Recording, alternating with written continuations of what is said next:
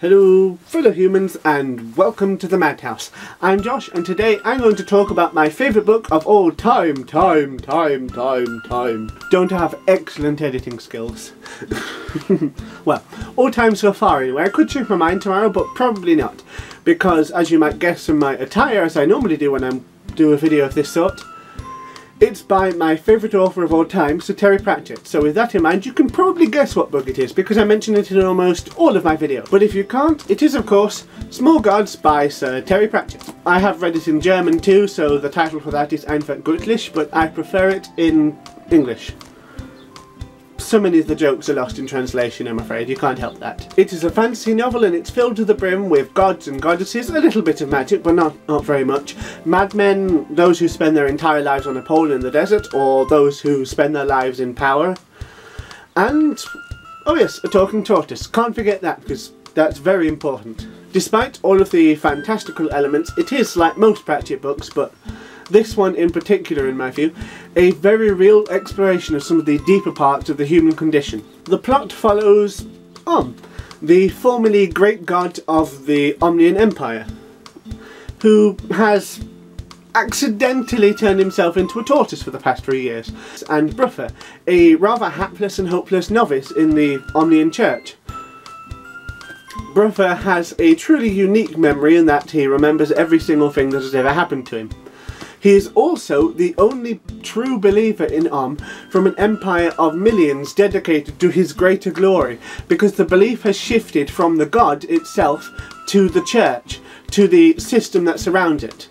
People go to the church not because they want to feel connected to their god, but because they feel they have to. And in the case of Omnia, they really do have to, because someone will come after them with red hot pokers if they don't. Together then, they set out on a journey to restore from his reptilian captivity back to godhood. And on the way they encounter a philosophical barroom brawl, a blind man called Didactylos who sticks two fingers up at the world, literally his name means two-fingered one, and uses a lantern to help him see, a dangerously live yogurt, and intolerance incarnate in the form of Chief Exquisitor Vorbis, head of the Omnian Inquisition. There's also an epiphanic journey across the desert that's very revealing and absolutely hilarious. And at first glance it looks to me nothing more than a simple satire or parody of religion, with a message no deeper than religion is bad, and it could leave it at that, but as it's a Pratchett novel, it goes much deeper than that. On Discworld, which is of course Sir Terry's famous flat world, which rests on the back of 4 giant elephants, which sits on the back of a 10,000 mile long turtle, gods are real, and their power and their position is entirely dependent on the amount of belief they have. An idea also explored by Pratchett in Pyramids and Hogfather, and by Sir Terry's good friend Neil Gaiman in American Gods, although American Gods does so in a far more graphic and violent way, but it's still very, very good, and if you're a fan of Sir Terry, I recommend you read Neil Gaiman, and vice versa. To me, the idea of belief being a food is in fact the only rational way to explain evangelism and processualization from the perspective of the god, because otherwise it's an entity so far beyond humanity, what would it care for what people think about them? Unless they need them. But moving on, while the satire and the comedy is ever present, because let's face it, it's a Terry Pratchett novel after all and you would expect absolutely nothing less, there is a much deeper and more profound meaning to it. Unlike lesser writers, satirists and critics, Pratchett doesn't go for the easy option and just say that religion is evil and the cause of all misery in the world, which it isn't.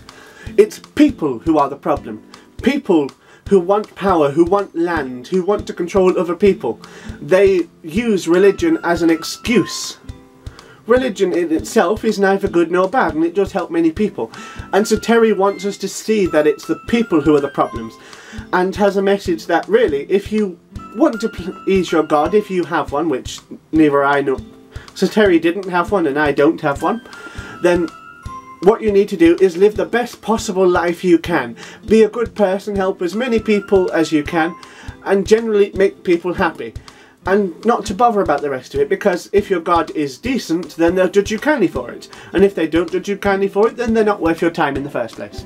Now, enough of all the seriousness, because while I could go on about that for ages, because it helped me to feel more comfortable with the fact that I'm an atheist, I'm not going to, because you'll get bored and go away.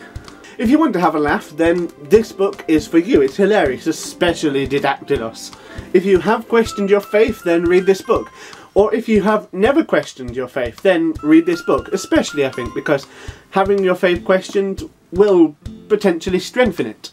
This book is for everyone. I first picked it up when I was 12 years old, and I still get that same feeling of joy every time I read it. There is a message at the very core of this book that everyone should take to their hearts, I feel.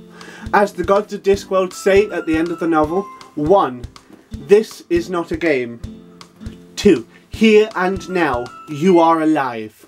Alright, so that's it from me for today. I hope you enjoyed the video. Please click like, share and subscribe and comment down below. Do all of the things. To do with the commenting one actually, do you have any thoughts about this book? Have you read it before? Do you love it? Do you hate it? Do you know any similar books that I should give a try? Let me know. I will of course be seeing you some point later this week. My random question then is, if you could turn into any animal for a day, what would you choose? Have an inspired day and goodbye. Cheers! Can my book be seen? Where should I hold my book?